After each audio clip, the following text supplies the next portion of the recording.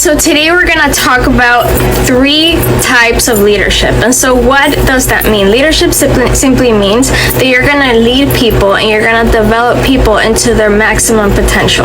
So the number 1 is the inspirational leader. He inspires people, and it's one of them that I enjoy being able to work with them. I'd love to talk about my mentors. One of them are total entrepreneurs.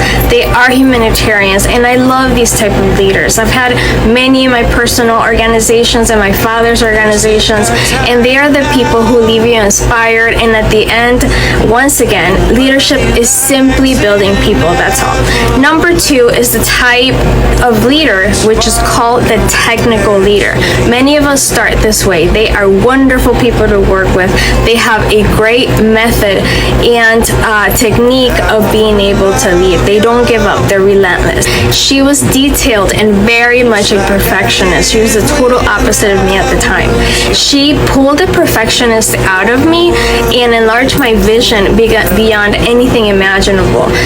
They are hard workers. They have a sick work ethic. They are a complement with the inspirational leader. They may not be able to perhaps enlarge the network, meaning put more people in, but they are the ones who help the masses find out the why they are doing something for their life into finding their purpose. And they work the organization relentless. So we complement each other very well, and the technical leader is always going to edify or build up the first leader, which is the inspirational leader.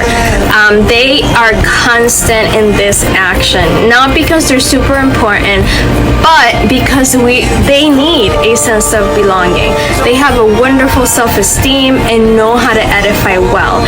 A leader who doesn't work on themselves will clash completely with the inspirational leader.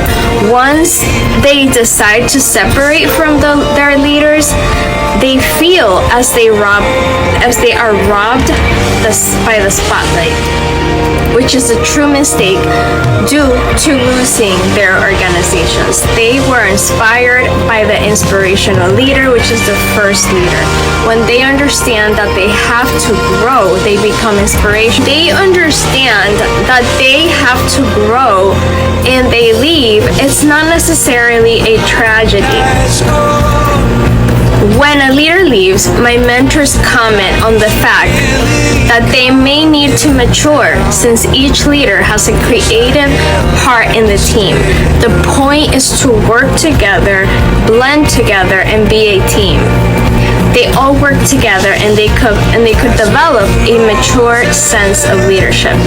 Finally and foremost, there is the spectator leader.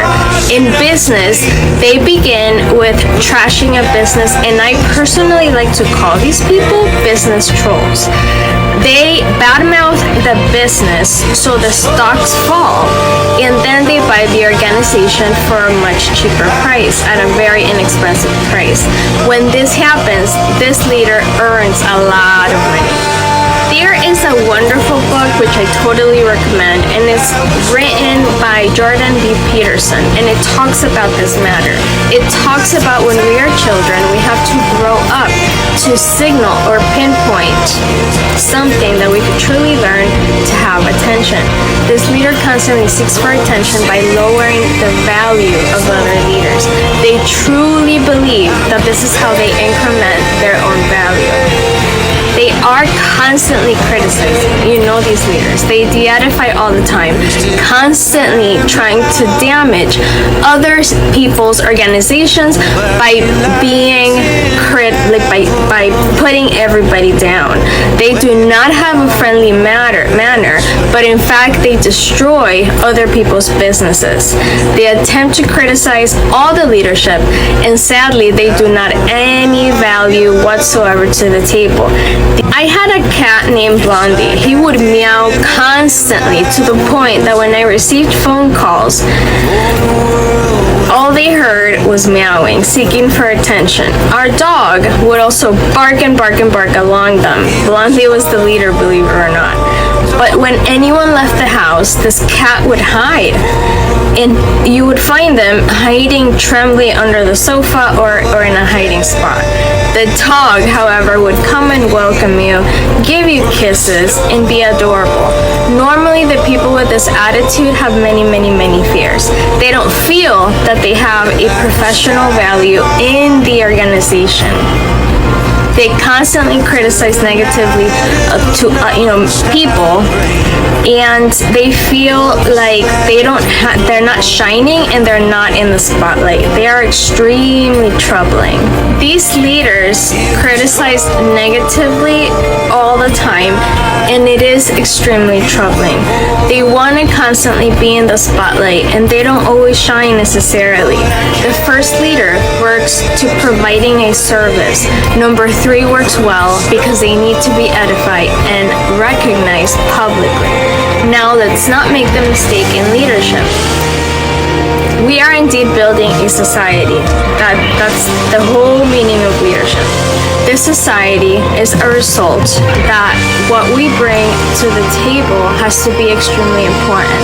And I invite you to bring the number 1 inspirational leader with inspiration, not only to work in the business world, in your church, in your temple, in your synagogue, but to not only building communities and huge organizations. And so for your personal life, that if you're in a network, in an organization, in a synagogue, in a business, in a temple, you add positive critique, that we learn that everything can be good, that we could make a better world.